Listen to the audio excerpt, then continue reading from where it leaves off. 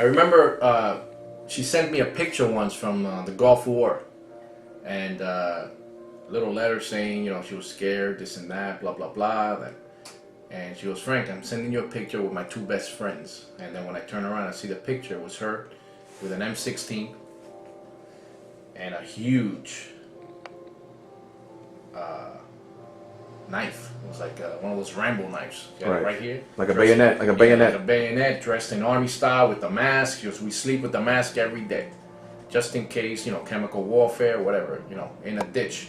I guess what, now, even when she comes to visit me, she sleeps anywhere. She will sleep on the floor and doesn't even move, just sleeps like this. Wow. I guess, you know, used to that. She'll sleep anywhere. My sister will sleep anywhere.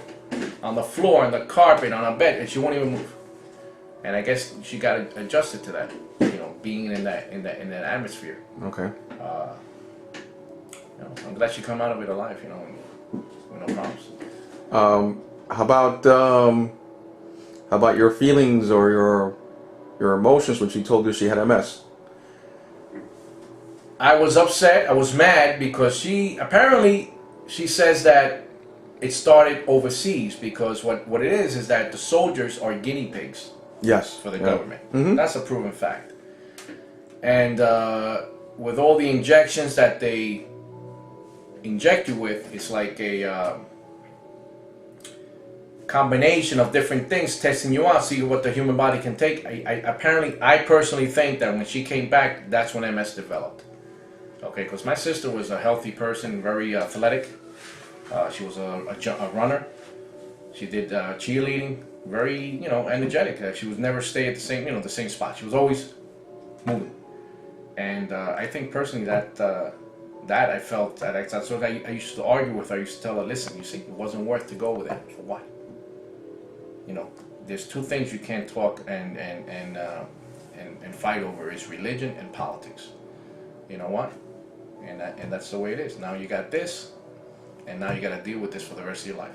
Luckily, because of your credentials, you got 100% coverage and a pension. But if you weren't that lucky, you see a lot of veterans in the street, yes, you know, with no feet, no arms, no legs, asking for money because the government doesn't care.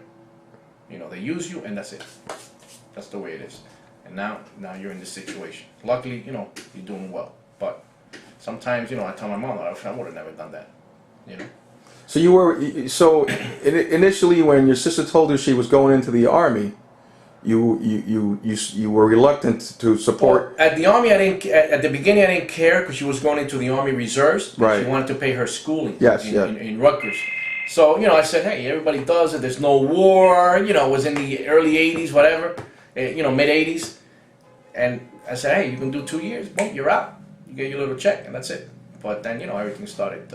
And actually, I found out that she wasn't picked to go to the Gulf War. She actually volunteered